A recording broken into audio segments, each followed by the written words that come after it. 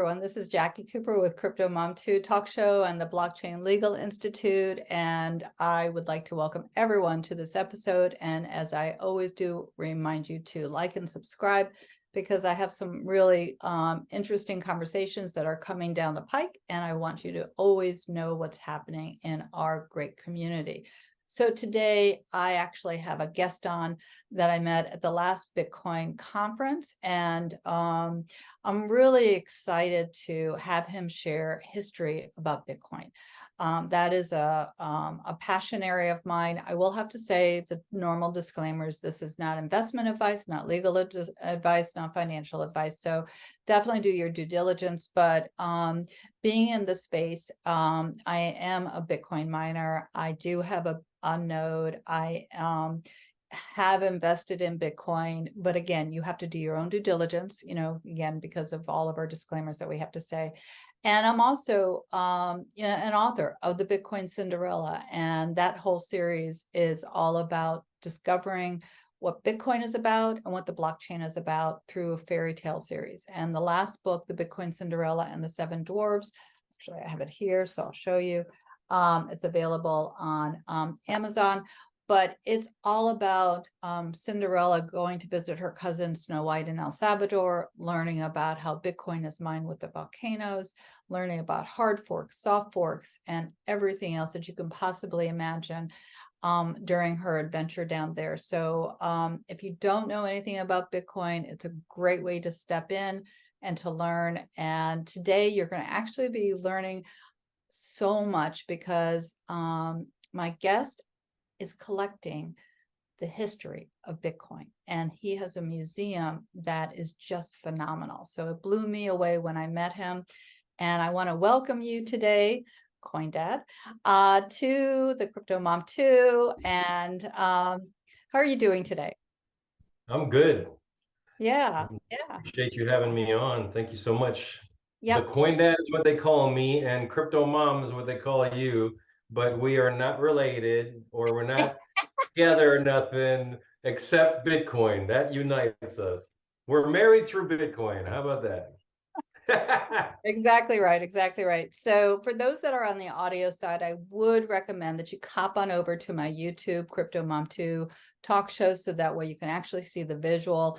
Also, if you are listening or driving and you don't have paper and pen, I will embed all of the websites, so that way you can go back and explore at your leisure. Just come back to this conversation. So behind you, I see all these various see, it looks like an old computer that's white, and I see these other rigs. And this is, where did you start? Tell me your story. I mean, how did you even get into the idea of collecting this? And how did you get started in the Bitcoin? So I was in a part of my life where I really wasn't doing too well, and I was trying to figure out different ways of making money. Bitcoin at the time was $30. It was Wow. 2013 when I first heard about it. But when I heard about it and read a little bit about it, I blew it off as internet money for geeks. Monopoly internet money for geeks. That's the first thing that came to my mind. I remember that. Then fast forward a few more years, I'm still not doing too well in life, and I hear this word Bitcoin again. And then I started taking a little bit more serious, studied up some more on it. And then, when somebody tells you something for the third time, that's when you really start to take it serious. You're like Usually when me. you hear It's anything for three times, right. then you start giving it some time yourself. And what happened the third time around is that my own cousin from Georgia told me about Bitcoin mining, and I'm like, what the heck is that? So he sent me a old machine and in the mail, and then over the phone taught me how to connect it at home. And it's making all this noise, and my wife is pissed off, and it's producing too much heat. So I got this washing machine flex pipe thing to push the heat out the window on the second floor, and it's humming away in Wow. the bedroom. And my wife is like, what the heck is that noise? I don't want that in the house. And I remember it was like 2 in the morning on a Saturday, and I'm laying next to my wife in bed, and I got a ding on my phone, and I got my first payout. And she's like, who's messaging you at 2 o'clock in the morning? I'm like, Bitcoin just messaged me. I just got paid, baby. And she had that machine with all that noise. That's money. That's money noise. So all of a sudden, she just started to shift her thought process on all of it. But that intrigued me to get to the point of like opening it up. So How does it work? let me stop you for a second, because people who are listening might not understand the process of mining. So I'm all about kind of explaining. So way Okay. back when, at the beginning, you could very simply mine on your computer and explain. CPU mining. Yeah, explain what that is and explain how you got a ping on your phone. What pinged you? Was it your wallet? What pinged you? Explain a little bit more about that. It was the pool that were so basically from if you start from the very beginning, you had three phases. You had CPU mining, GPU mining, and FPGA mining. I consider that was the first roughly 3 years of Bitcoin, 2009 to 2012. I consider those 3 years Bitcoin's pregnancy. Yep. ASICs were invented in 2013. January 2013 is when the first ASIC came out, the Avalon 1. And that is when I personally, I believe Bitcoin gave birth. And that's ASICs is where it's at. And we've been in ASICs ever since. And Uh, I have ASIC, so that's my knowledge base. So you're way before that. Yep. yeah, so I'm just educating from the very beginning: Yeah. CPU, GPU, FPGA, then ASICs.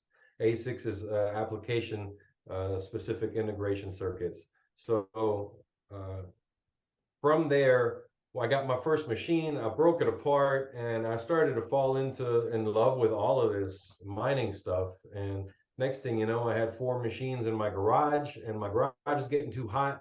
I left it open, a foot off the ground, and I got a box fan on the other side on the door, and I'm blowing air through each side. And next thing you know, my breakers pop on my panel, and I wanted more hash, and I just got addicted to hash. The good kind, not the bad kind. Yeah. Explain what hash is to everyone. The machine hashes. Oh, I don't know if any of this will give you more questions than answers, but essentially a Bitcoin mining machine is kind of like a pickaxe going into a mountain trying to find gold, but digitally. Right. That's right. So consider the machines back here. By the way, I love the feeling, and it's kind of crazy that I'm the only one in the world that gets to do this, to have the backbone of Bitcoin behind me, in my back, literally. Like Literally. this, without this, nobody would have a job in the whole world of the Bitcoin community, including the crap coins and everything else and the hard forks. Like without this, nothing else would matter. So it's pretty awesome to have the backbone of Bitcoin sitting right behind me here. The reason why, oh, sorry, this side. The reason why I have this Apple computer here is because that's 35 years ago. And I like to show people at the exhibits how far we come in 35 years. I That know. is a 1 megabyte hard drive. When you take, I don't, when you take your phone out of your pocket and you take a photo and you hit your button with a photo, that photo is on automatically about between 5 to 10 megabytes nowadays. That means one snap of your photo is 10 of those computers right there in just 35 years. We moved that fast with technology. And you need 1.5 million of these to equal one of today's ASIC machines on the market. So You know, it's like you could fill up a warehouse full of them just to equal one machine mining in today's computing power for ASICs. It's insane. and so go back a second though. So when Bitcoin was first starting and individuals were able to mine, mint, create the Bitcoin in their house, it was because there wasn't that much difficulty. Explain why were they able to use those type of machines that weren't as powerful as the ones now? What's the transition? This one. This is one from the early days. This is small. This is what used in college dorms and Amazing. anywhere. Just Amazing. got a fan on the bottom, and you can mine quietly back in the day with something this small or even smaller. Yeah, there's USB sticks you can plug into a laptop back then, uh, Unbelievable. because the network was small. Right. For example, I just drove to Pennsylvania to pick up the world's first ASIC miner, the Avalon One, from a guy that donated it to me, who was a part of the first Bitcoin mining documentary from 2014. And he still had Unbelievable. it in his he had it in his basement 10 years later. And he told me when he plugged it in, because he was one of the first people in the world to plug in the first ASICs in the world, that he was averaging 10 Bitcoin a day back then Unbelievable. because the network was so small. Yeah. He had a lot of hash power by being some of the first people in the world to plug in these powerful machines. Right. Uh, I have one of my OG advisors on the BMM website is 10 or 11 advisors I have now. One of them is so early that he was one of the first 50 people in the world to mine Bitcoin from the CPU era, laptop days, 2010. The first 50 Unbelievable. people in the world, he was making 200 Bitcoin a day when he was mining. It's insane. And here we are now, everybody's fighting for 1 Bitcoin a month or 1 Bitcoin every 4 months, depending on what your hash rate is with the power you're consuming. But yeah, home mining is unique because people are very innovative about heating things in their home with it, or using it for their jacuzzi, or for their pool, or for their greenhouse. Most people through the winter cannot grow anything, but if you have a miner running and pushing heat into this greenhouse, that means you can still grow your tomatoes and cucumbers and whatever else in January and February when everybody else got their land frozen. You So can what you're continue. what you're telling me is that since right now I'm teaching and my room at the school is like Alaska, what I should really be doing is bringing one of the Bitcoin mining rigs in there to heat it up. Yeah, there's actually a pastor that contacted me from a church in Georgia where they took the tithing money and bought miners with them and put them in the Sunday school class. And they're keeping their Sunday school area warm through the winter while mining Bitcoin and allowing the Bitcoin to grow for the church. I love it. And I love it. yes, it's like so much innovation is happening in third world countries, in Kenya.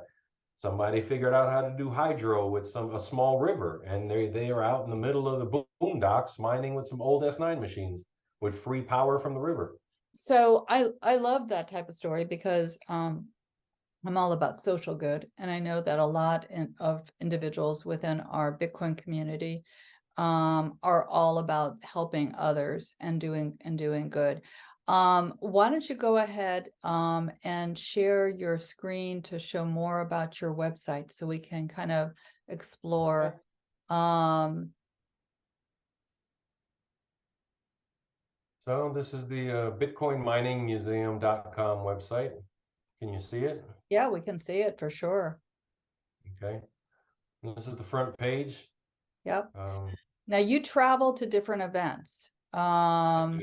Yeah, so it's a station there yet. I mean, let's make that clear. There's no brick and mortar museum yet because there's not enough demand. Bitcoin is not like Nike or Apple or Coca-Cola when it comes to the name, where a lot of traffic would come in and out of a brick and mortar to handle overhead. So mhm. right now I'm bringing the museum to the people by going to different conferences throughout the year with sponsorships. So people will sponsor me to, pay for all of my expenses with security and traveling. In some cases, I had to drive 3 days one way just to get to Texas, for example, to show the miners. But yeah, I'm taking it to the people right now in the conferences to show either the mini version or the full exhibit, depending on what people book me for. Yeah, but you're right. You definitely need security on this because all of these machines are historically valuable and they are just incredible. So defunct manufacturers, interesting, the history of that. So you have So yeah, all the top ones in orange are the ones that are active right now that you can buy that are on the okay. market. And then the bottom ones are all the ones in the defunct section that are dead and they're no more being made. The founders might have been you know, bad actors in the space and went to jail or went bankrupt or just closed it because they were done with it or whatever the case may be. So give me a second. ASIC miner though, ASICs are what we use now. So I see ASIC miner there. So is there a reason why it's defunct, or is that like a brand that was bought out by someone else? What's up with that? ASIC Miner is the first company in the world that was making ASICs, Mm-hmm. and it looks like it's taking a little bit to load here with all That's the okay. photos. That's okay. But ASIC Miner was owned by Fried Cat. It was his name on Bitcoin Talk, which was a forum back then that all the miners spoke on. And Fried Cat had, here's one right here, actually. I love it. I just love this. Fried, this is actually an original package. Wow. This still says 2013 on it. Yeah. And Big Fountain is the same as ASIC Miner. It's two different companies, but they're together. And this was never used. I got so lucky to find this after 3 years. This is the first blade ever made for the first ASIC chip. Never used, never mined with. This is still in original packaging. Wow.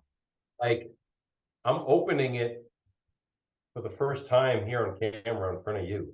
Unbelievable. Unbelievable. And what's awesome about this is that like the technology was so new Look at that that. this uses chips that are 140 nanometer, which today we're at 5 nanometer. So in just 10 years, we moved from 140 nanometer chips on this to 5 nanometer chips. The And technology is just amazing. this is probably going to be like $100,000 for one of these blades in the next 10 years. This is kind of like having an Apple computer from Steve Jobs' garage before he ever made Apple. That's what this is in the Bitcoin world. Oh my gosh, this is Okay. amazing. This is just amazing. So keep going through your gallery here. Okay. All right. Thank you for sharing that. You're welcome.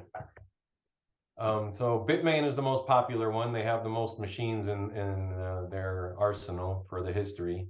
Yeah. And there's like what I actually do is if you go, let's see, S2 is, you see the rarity level, very Yes. rare. If Yeah. you click on the drop down, it gives you the information of the month and year it was made, the hash rate, the wattage, uh, and then like this was donated by Guardrail Mining out of South Carolina. So I give credit to whoever donates what to the museum. Yeah, of course. Uh, and then the rarity level is based off of my experience as a very well connected person in the space, Mm-hmm. knowing where to look to find old miners. Like most people that are new to Bitcoin have no idea where to start to look for old stuff. But No. because I know, you know, 25, 30 different OGs from 2010, 11, and 12, and I have a big network of people in the community in the mining space over the years, I have much better access to find things. So if it's hard for me, then that speaks volumes by itself. So Yeah. that lets me know it's already very rare because I can't find it. You know what I mean? Yeah. And that's how I come up with rare, common, very rare, semi-rare. Like this one's semi-rare. Um, so that's the rarity level based off of my connections. What made you decide to try to do a museum like this, the history of Bitcoin? I have a shop in North Carolina where I used to refurbish machines for clients. And one day I was just chilling in there and I looked around and it was after my first bear market. But when during the bear market, a lot of clients just decided to leave their machines and not pay for them and not want them back anymore because they got outdated or whatever. And I started collecting without really knowing it dusty machines on my shelves. And I'm looking around and I'm like, that's different, that's different, that's different. This is cool. I have a collection here. And then I had like 12 miners and I cleaned them up, lined them all up. And then I started studying up on them. And then I went on eBay and then I found four more and two more and five more. And next thing you know, I got 30 of them. And then I had another OG in New Jersey that showed me his collection. And at this point, it's kind of like an ego thing between me and him, like, oh, yeah, well, look what I got. I bet you ain't got this. And then he sends me a photo. I bet you don't have that. And then we're like back and forth at it. And next thing you know, my collection's getting bigger. And then I kept throwing it in his face like, I got this and you don't. So it kind of just grew without me True, really wanting to true. grow it, to the point where I started realizing, like, maybe I have the largest collection in the world now. And then Have I you started, tried to go, have you gone to the and then Guinness it got to World Book of Records? huh? Have you done the Guinness World Book of Records? I don't know. I don't even think they know how to calculate any of that. Well, you, I you and I probably will look would into if that I afterwards. I never thought about that. Yeah, we'll explore that after the conversation. Yeah. So I collected a lot of the common and the semi-rare and then a lot of the rare stuff. But then I got to the ultra rare, really rare, like the Avalon ones, the first ones, like what I just showed you with this blade. And I started to study up the whole 2010 to 2013 era, especially 2012 to the 2013, trying to find out how ASICs were invented, who invented ASICs, where did the invention of ASICs come from? And it was a cloudy era. There was not a lot on Google search that was able to help me. And I'm like, man, this needs to be preserved. Like Yeah, I'm starting to dig information up, and then what I ended up starting to do is interview some of the OGs themselves and ask them questions from that era, and they would tell me crazy stuff that I'd never seen on the internet before. And I'm like, man, I just started saying, you know what, I got to preserve this and kind of rebuild that history. So I started coming up with this idea of BMM with Bitcoin Mining Museum. And then I pitched it to the first conference at Mining Disrupt. So they gave me my first conference to bring this to, and I'll always appreciate them for that.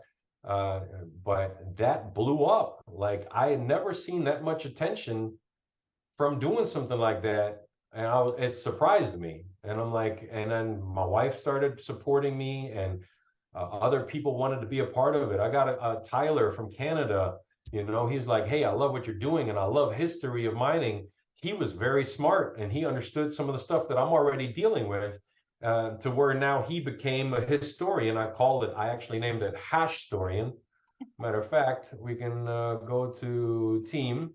yeah, And there's my wife. She's the museum administrator. And then there's Tyler, and I called him a hash historian. I love it. I love it. And he joined the team, and he's also happens to be a developer. So he's helping me build this website that you see right now. That's And then we awesome. have Lance, who's also a historian, and he's enthusiastic. Like he is great. Like kids come up at the museum. A Mm. 10-year-old kid came up asking legit questions about how his mom can heat their log cabin in the mountains in Virginia. I'm like, what?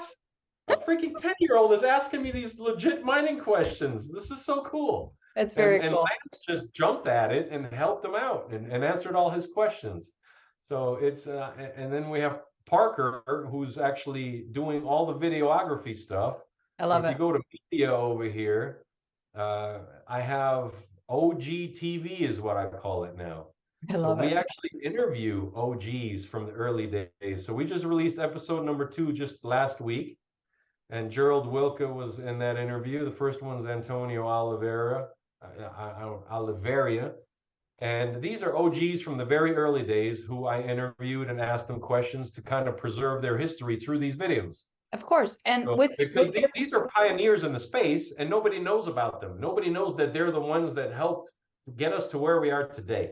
no, I love So, it. With your permission, since on the Blockchain Legal Institute, I have a video area. I'll put your videos and the link to the Bitcoin Mining Museum. So individuals who it'll also be on the Bitcoin vertical, but this history is critical to preserve, because when these individuals are not around, this is what we want the future Bitcoiners to know and remember. Because again, like you said, there's been such an evolution. So fun facts. I see the fun facts section. What's in the fun facts? fun facts.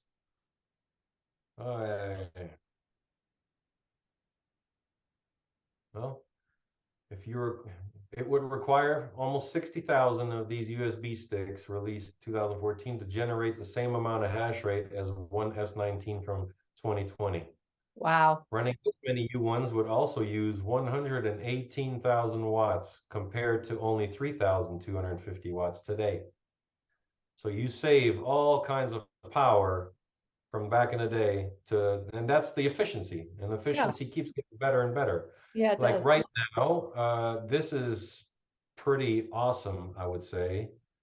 Um, let me go to my It's GitHub. becoming more efficient, but you're not always earning as much because there's so much that has to happen. This miner right here, this Yeah. is the new Desaiwi Yeah. 10 Pro. And I am the first person in all of North America to have this miner mining in my crawl space as we speak. This is serial number 0001, first one off the assembly line, and the CEO from China was at the conference at Mining Disrupt, and I convinced him to sell it to me before they left back to China. And I paid on the spot Floor in model, Bitcoin. what do you know?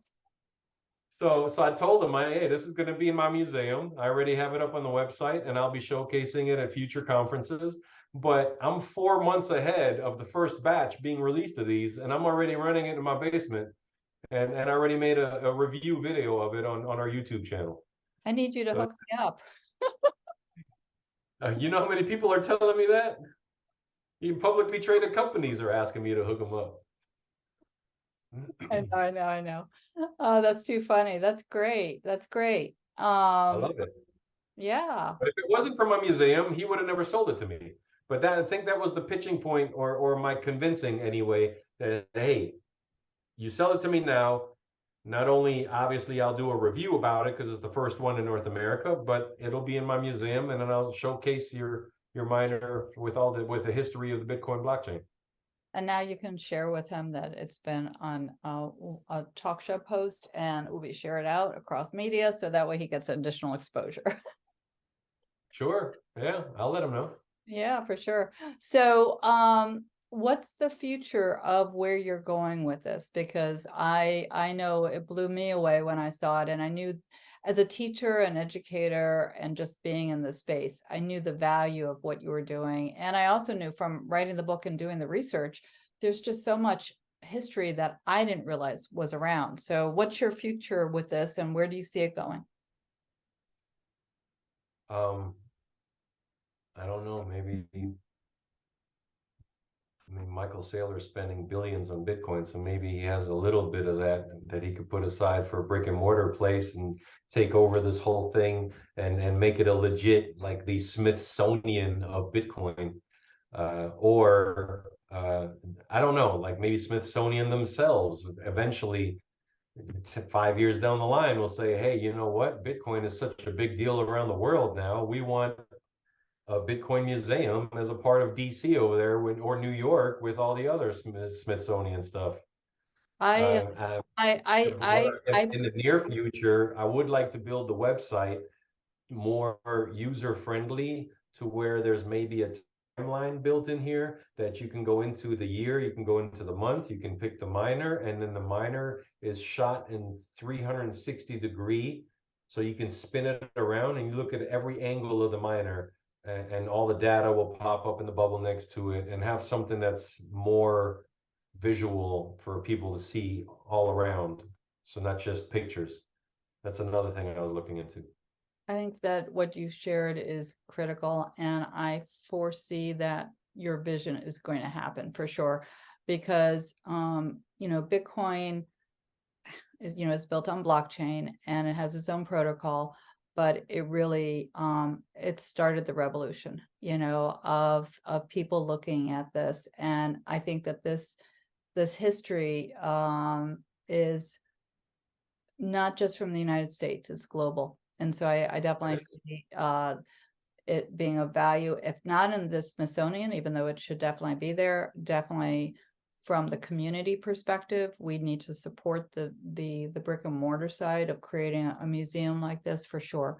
So that way, we can have field trips there. we can have the education that needs to happen on what is fintech and why Bitcoin is so revolutionary from the perspective of creating economic freedom, and allowing people to make personal decisions. So there's, without going into any of the politics, I mean, there's El Salvador, there are other countries who are using Bitcoin, and those here in the United States need to know about this, as well as those from other countries I know would come and want to learn about the history and the machines, and then also, get involved in the community. So I think it would be phenomenal. I'll definitely support you in that, and I'll be looking out for grants and other things to help that make it happen, because I think it's really important. So who are we seeing over here? Because I see a lot of faces that you're sharing. This is the advisory team for the Bitcoin Mining Museum, and these are all OGs from the early days. Like you said, it's international. You got Israel right here. Guy Karem was with Spondoolies, which is one of the defunct mining machines from back in the day. But they had a great reputation back then for machines that really ran well. And he joined the advisory team. So basically, I have a group on Telegram with all of them in it. And if I have questions or I want to get something fact checked, for example, then Yep. I'll post that in the group to all of these guys. And if anybody, it doesn't have to be anybody in specific, but if somebody knows anything about what I posted or can answer my question, then they just reply and let me know. Yeah, I heard about it. Yeah, that's true. Yeah, I seen it, or whatever from the early days. So it's kind of like a fact-checking group from my Bitcoin mining museum with all the OGs from the early days that I have in here. Yeah, I think It's it's growing. I phenomenal. have two more people that are getting ready to join after this meeting, this interview. So I really appreciate your taking the time to share. I know how important this is for those that are new to the Bitcoin space. They need to know the history of this.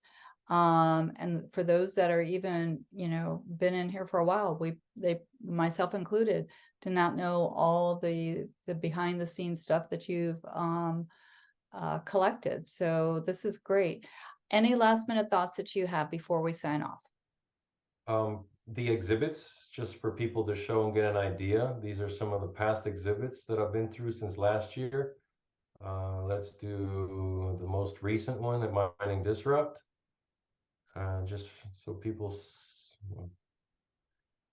this takes a little while to load, huh? I'm on Starlink internet, by the way. That's okay. I live in the country, so I don't have city capabilities.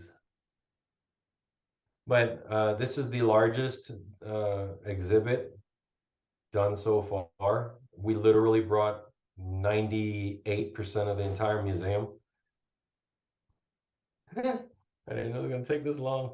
It's okay. There's no problems, no problems. So you've been to Disrupt, you've been to the Miami Bitcoin.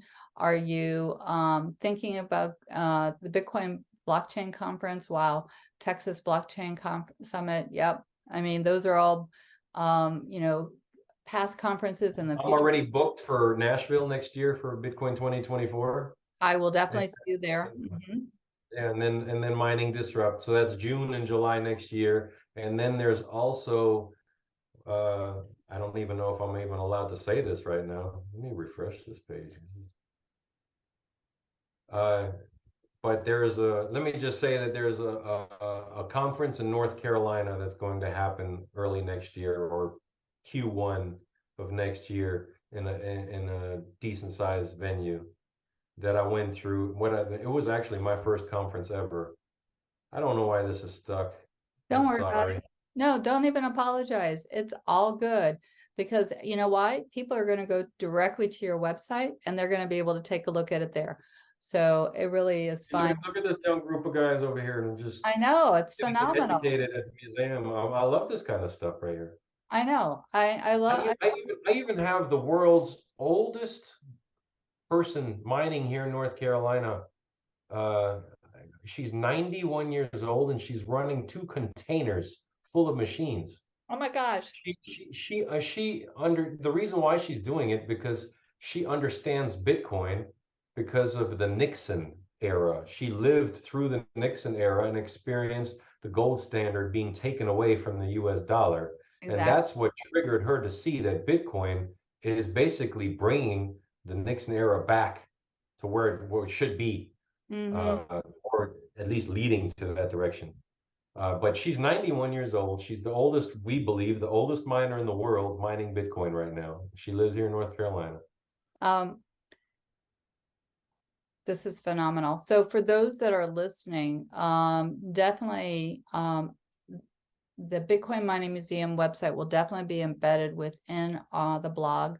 I'll also embed the Bitcoin Cinderella and the Seven Dwarves links so you can check out the fairy tale and learn a little bit about the history there. And I also just want to share for everyone who's listening, you know, I'm going to be writing the next version of the Bitcoin Cinderella. It's called the Bitcoin Cinderella and the True Stories of Women, the History of Women in Bitcoin.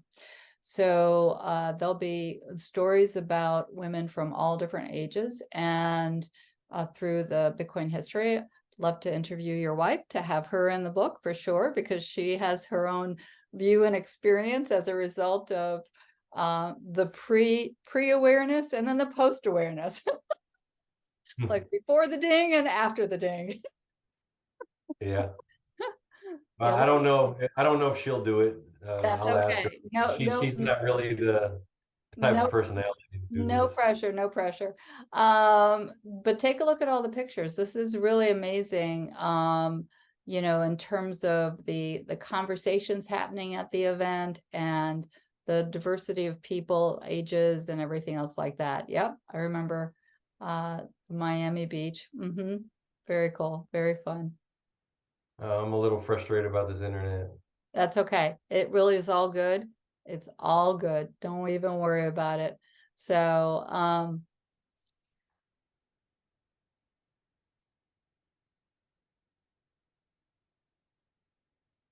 My I see the exhibit that you're showing. so this is what I do for my day job outside the museum. Wow, look at that.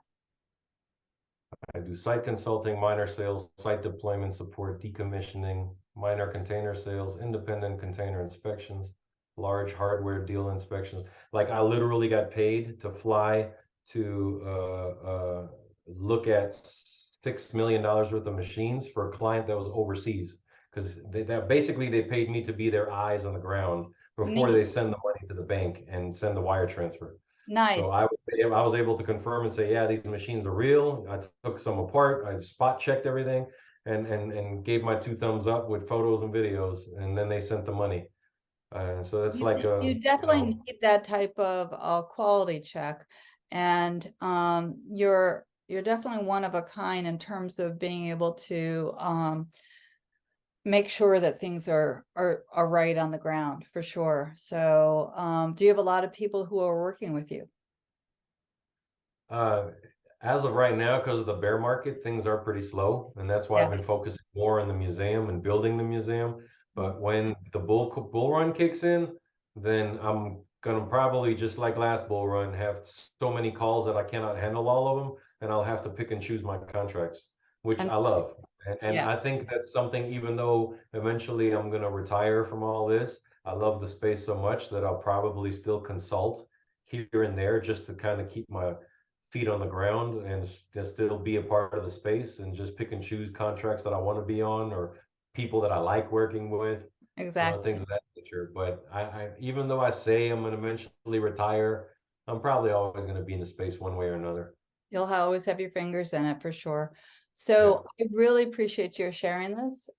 So what I'm going to be doing right now is for everyone who is listening and watching, again, click through to the website so that way you can explore, you can reach out, and you can visit at the next event that he's going to be at. And for sure, you know, as I always say at the end of all my calls, be kind to yourself, be kind to others. We are so interconnected. We're all part of one world. And today, even more than ever, and have a great one. And I'll talk to you soon. Bye, guys.